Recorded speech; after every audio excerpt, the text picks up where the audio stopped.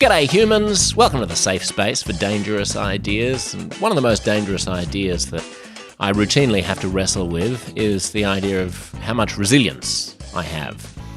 This has been a difficult week, one of the most difficult professional weeks of my life, and I think I need to hear the sound of my own voice, and as I do so, I suspect that I might say things that could come in handy and be somewhat uplifting as I embrace my middle-aged mentor status, perhaps, to some younger people who are just starting out in this world and who are starting to forge creative careers of their own. This is some advice that I'm reminding myself of this week that I think you might also benefit from.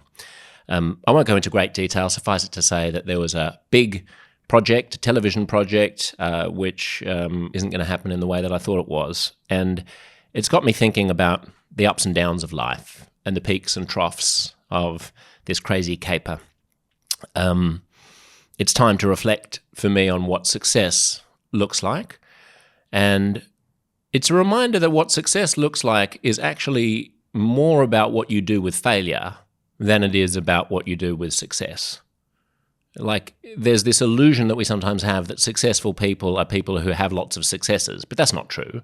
They're people who have just as much failures as people who we regard as failures do. They just don't allow the failures to become definitive. They don't allow the failures to become salient. They regard the failures as bumps in the road on a big, chaotic journey. They carry on, they dust themselves off, and they approach the next challenge with a spirit of excitement and enchantment and a little sprinkle of pixie dust, and if that falls over, then they get up again and they dust themselves off and they move on, and they only allow themselves to be defined by their successes. One of the most profound conversations I ever had was with the amazing actor Frank Langella, who played Richard Nixon in the Frost-Nixon films and a million other great roles. And I had the good fortune to have been shooting a pilot in Los Angeles while I was living in New York, and they were flying me back first class from LAX to JFK, and sitting next to me was Frank Langella. He'd just finished shooting Frost-Nixon. At the time, I didn't know, obviously, that that was going to be a huge movie. I certainly didn't know that he was going to go on to win an Academy Award for it. But I knew who he was. I'd seen him on Broadway. And we got to chatting. And there ensued 5 hours of picking the brains of one of the best actors in the world about the business and forging a creative career and being true to yourself. And I was wrestling at the time with whether or not to accept a television show that I'd been offered in New York City that really spoke to me, but was not going to be a big deal and was not going to put a lot of money in the bank and was going to occupy my time from other potential things that could have been better for my career. And Frank said, every single thing I've ever done that has been successful in my life has happened as an accident because I decided to do something that I loved. And every time I've tried to strategize about positioning myself into the best, most likely successful scenario, it's backfired, and I haven't gotten anywhere. He said, I've just been shooting Frost-Nixon, and that started as a small play, not even on the West End of London, off West End, which I decided to do for the love of it, and that has turned into a huge career opportunity for me. Every time I've taken things that I thought were going to be huge career opportunities, they've flopped. So do what speaks to you, and let the universe sort it out. I still remember that conversation, and it brings me great solace when I have a fork in the road where I have to choose between doing something that I love and doing something that I don't really love but I think is going to be strategic. Don't be too strategic. Another experience comes to mind at this moment, which is that I'd moved to Los Angeles thinking that I could probably get further ahead in broadcasting in LA potentially than I could in New York. This was after the first television show that I hosted died a death after 3 seasons. It was on Discovery Science Channel. It was called Brink. Hello to the 3 people who are listening who still remember Brink. And so I was in New York City. I was in Los Angeles, and I wasn't really liking it. And it can be quite an alienating place because everybody's after the same thing. It's a single industry town. So if you have an eclectic kind of set of interests like I do, it can be a bit dull. And I was flown back to New York to shoot the pilot for a dating game show. And I was like, all right, it's a little bit of money. I'll go back to New York and I'll do it. The only time they could get the studio was overnight. They could bump in after another show had shot and piggyback on that shoot and shoot our pilot from like 10 p.m. to 4 a.m. This huge 6-hour marathon effort of shooting several rounds with several different contestants in this studio on the west side of Manhattan. And I did a great job. We did this enormous number of takes and scenes, an enormous amount of copy to memorize. And I came off the back of it, and I was staying with a friend of mine on the east side of Manhattan, and I thought, you know what, instead of getting a taxi across town, it's 4:30 in the morning, I'm just going to walk from one side of Manhattan to the other. And I was in a bit of a spiritual funk, and I was at a place where I didn't know whether I'd be able to make a living as a professional journalist, broadcaster, commentator, host. And I didn't know whether I'd stay in Los Angeles. I felt like I should.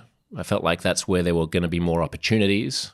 But I loved New York City. And I walked across the city at dawn, across the island, across the cobblestone streets, looking at the homeless people just waking up, looking at the limousines taking wealthy people or perhaps other television hosts to NBC or wherever they were going, taking Wall Street financiers downtown.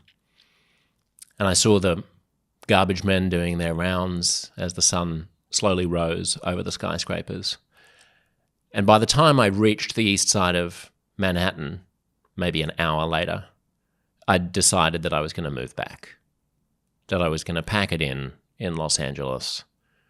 Not because I was giving up on anything, but because I was embracing the uncertainty of something new and trusting the little voice in my gut that said that this is where I belong. I don't belong in the hard scrabble freeways of LA, fighting with a million other people, going to a billion auditions for cheesy game shows that I don't really want to host.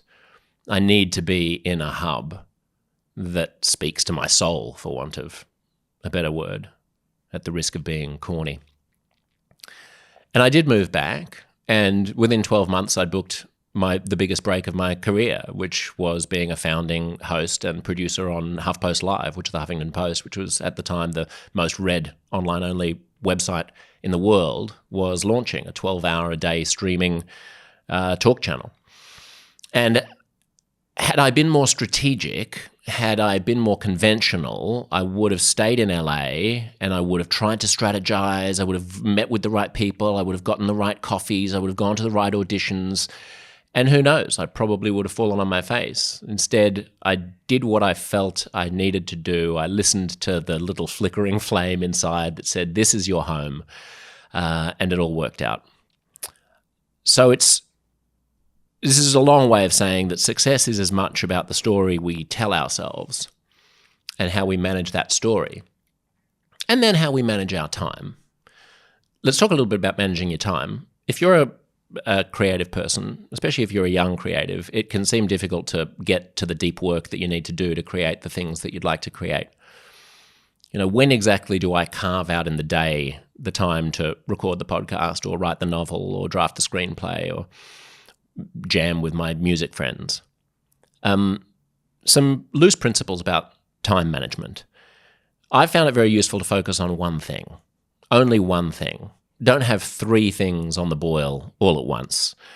Get up early in the morning if that works for you. It certainly works for me. And just devote the first hour or 2 of the day to that one thing. There's always time to get up a little bit earlier and push other things back a little bit later and devote that time to yourself, to what you really want to have happen in the world. Your email inbox is basically a to-do list written by other people. Don't let it govern your life. Certainly don't let social media be the first thing that you look at when you get up in the morning. It just takes you down a rabbit hole and distracts you. You get up, go straight to your computer, maybe after doing a wee and making a cup of coffee or tea, and get stuck into the deep work before you even take your phone off airplane mode. Another lesson about sort of time management and not having to overly strategize everything is something that I didn't do that I wish I had, which is to say yes to more things even if it means you don't get to do them at the quality that you would like. I'm somewhat envious of some of my friends who were less perfectionistic than I am, who were more willing to go, you know what, I'm just going to give that a shot. I might even have to lie about my abilities. I'm just going to try to get in there and do it. Now, this runs counter to another one of my principles, which is that you should always under-promise and over-deliver. You should always make everyone around you who hires you feel like they made the right decision and that you went above and beyond. I don't quite know how to reconcile those things, but if you can do the delicate tap dance of both saying yes to a lot of things, even if you're not sure you're going to be able to do them, and then hitting the ball out of the park when you do them, that's the sweet spot. I find myself too paralyzed by my insistence that my output is perfect, and that has been an impediment. I think there have been many occasions where I would have been better off if I'd just said, you know what, I'm just going to do this quickly as a rough draft. I'm just going to shoot it off to whoever, and we're just going to see what comes of it, rather than slaving away by candlelight, toiling in my dim, dark basement in my dungeon until the perfect work of art has been created. Don't let the perfect be the enemy of the good, as they say. This is the debilitating thing about perfectionist syndrome. Unless you're collaborating with other people where there's a sort of accountability structure where you're going to have to deliver something on a certain date, it can be very tempting to trust your brain, which isn't always reliable, that the thing that you are producing isn't quite good enough yet, or you're not quite there yet, or you're going to need a lot more time to get it done, or if only you had this, then you'd be able to do it, but you don't have this, so you can't quite do it right, and at some point you'll be able to do it perfectly. No. Shut down that voice. You know, the thing that's in your head is always going to be more perfect than the thing that you actually put out into the world, by definition of the fact that it doesn't exist. It only exists in your head. Of course, it is a platonic ideal of the thing. The screenplay you write is never going to be as good as the screenplay in your head, but the screenplay that you write has one important virtue. It exists. The thing in your head doesn't. So find time to focus on it. Say yes to a lot of things. Another thing that I'd like to suggest is that you leverage your relationships as much as possible. As I've said, delete your social media apps. Don't use them as filler to fill up your brain. Collaborate with real human beings. They can keep you accountable, and you can bounce ideas off them, and you can arrive at some creation that's better than you would have been able to come up with on your own. It's been invaluable to me to make friends in high places. I mean, the initial experience of going on Joe Rogan's podcast really changed my life. I didn't know it at the time, but it put me into a class of commentators that was different from the one that I'd been in before. And then cultivating that relationship, and thanks so much to the generosity of Joe for having me back on his show 7 times. An interesting aside about that, by the way, while I was living in New York, the Today Show hired me. Well, didn't hire me. They got me on regularly as a regular commentator, right? And so I would come on set. They'd send a limousine to my apartment, and it'd whisk me through the dark Manhattan dawn to 30 Rockefeller Plaza. And I'd be hustled through and into makeup, and then I'd be on the set with Al Roker and Kathy Lee Gifford and these people. And we'd talk about the news for 4 or 5 minutes. And this show is ostensibly the most important show in American broadcasting. I mean, really, this is 40 million viewers, 50 million viewers. It is the staple. It is the anchor of American broadcasting. But I would go on the show. And my podcast, the prior podcast that I had to this, which was called We the People Live, unfortunately you can't get it anymore, or perhaps fortunately, the numbers wouldn't budge. I'd get one text message from an old colleague who had seen the Today Show, because it was on in an airport lounge or something, or it was on in the background while they were making breakfast for their kids.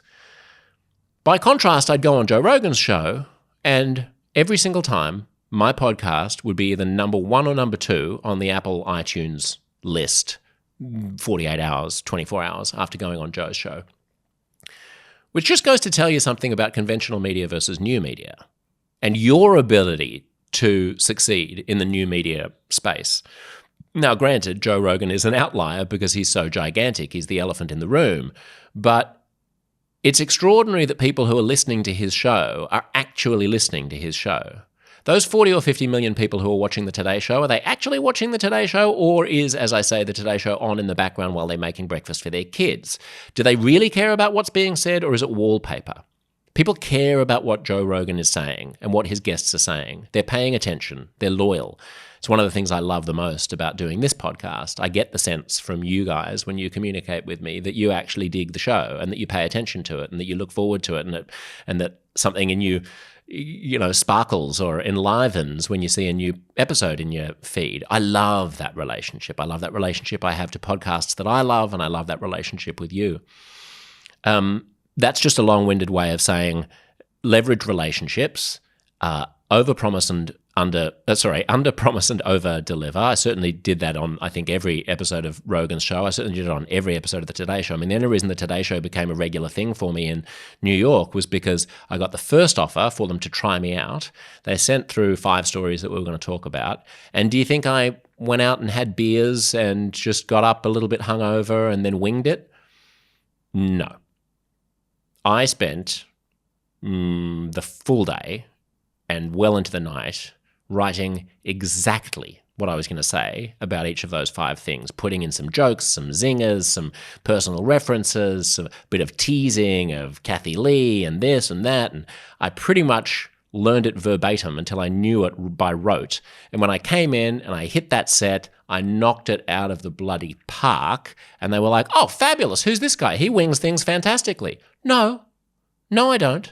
Well, maybe I do, but I didn't then. I was doing shtick. I was doing material that I had prepared because I knew it was a big break. I knew it was something that I wanted to keep doing. I knew it would put me on a different level of American broadcasting if I had a regular spot on the NBC Today Show. So be someone who's known to deliver. Be someone who shows up and delivers. The opposite of resilience. We sometimes think of the opposite of resilience as being fragility. I don't think that's true anymore, if it ever was.